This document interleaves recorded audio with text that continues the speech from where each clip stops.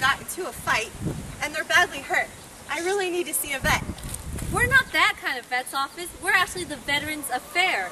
Oh, I sure do feel silly. Well, actually, you know what? My boyfriend served in the Iraq War. Maybe you can give me some information about the VA and tell me a little bit of stuff that I might want to know about it. Well, it's your lucky day. We have a few presentations going on inside about the VA, the organization, some benefits, and you're more than welcome to join.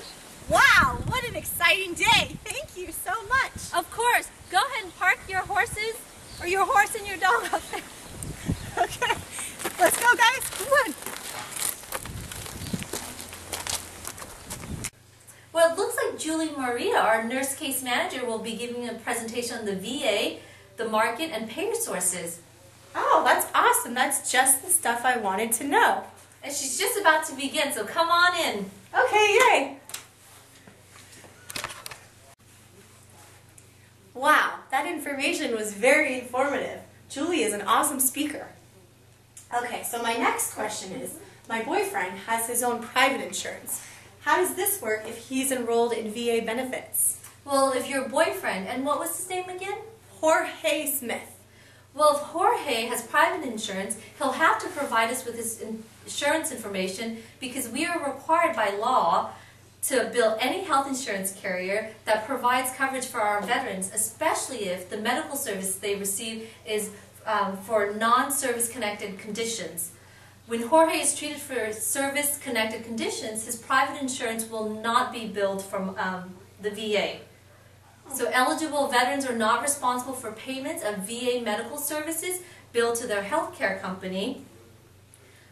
However, I highly recommend that Jorge keeps his private insurance because there's no guarantee that in subsequent years Congress will appropriate sufficient funds to the VA. Mm-hmm. Okay.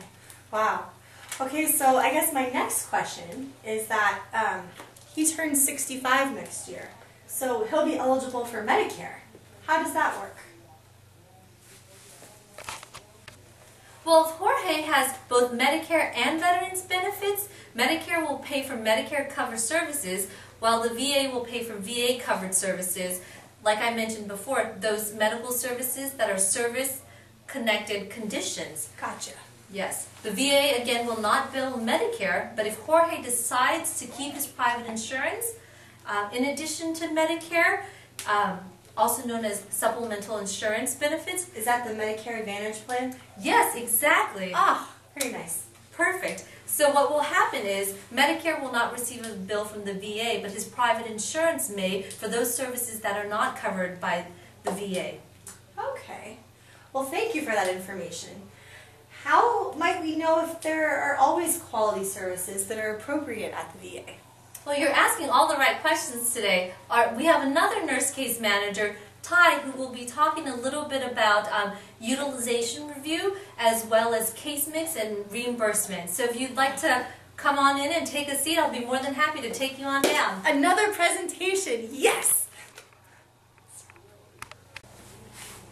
Once again, great information. Ty is also an awesome speaker. I think the only question I have left is to find out about how the rates work and how to make and file a claim. Again, my goodness, your lucky day. We have yet another presentation regarding this information. So let's go on over. Who's speaking? Taryn Kurth. Oh, awesome. I hear she's great. She is. Now I guess my last question, well, that was a great presentation by the way, Taryn. Now I guess my last question is who's going to oversee and ensure the continuity of care since Jorge has both mental health concerns along with his physical disabilities? Let's go meet with our nurse case manager, Taryn, and she can discuss that in further detail with you. She's fabulous. Great, thank you. Hi, I'm the nurse case manager, Taryn Kurth. How are case managers involved, might you ask, in the VA? So what we do is we like to develop individual treatment plans working with each client. We coordinate the provision of services, including areas of housing, employment, training, health, and wellness. Some of the objectives of our case management nurses are the physical and psychosocial stabilization. We also like to help develop patients' life skills. We help develop life skills in areas including coping, communication, conflict resolution, and skills that aid in the recovery from acute adversity, such as job loss, substance abuse, PTSD, or even mental illness, such as our friend Jorge Smith. We also like to help develop the development of employment skills and training, such as helping veterans try to enter the workforce successfully. So if you ask about case management and mental health, some of our program objectives are to improve the ability to function in the community, improve and develop the use of the personal skills and strengths, improve access to community resources, and minimize the need for hospitalization. We like to keep the patients out of the hospital. Some of the services we provide at the VA are crisis interventions, medication management, budget management, socialization skills, client advocacy, transportation, family caregiver support, education support, and advocacy.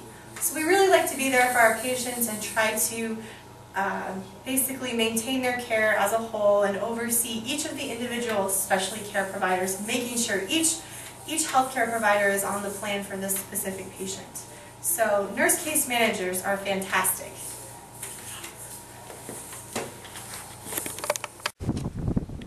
Thank you so much for such a wonderful day. I've learned a ton today.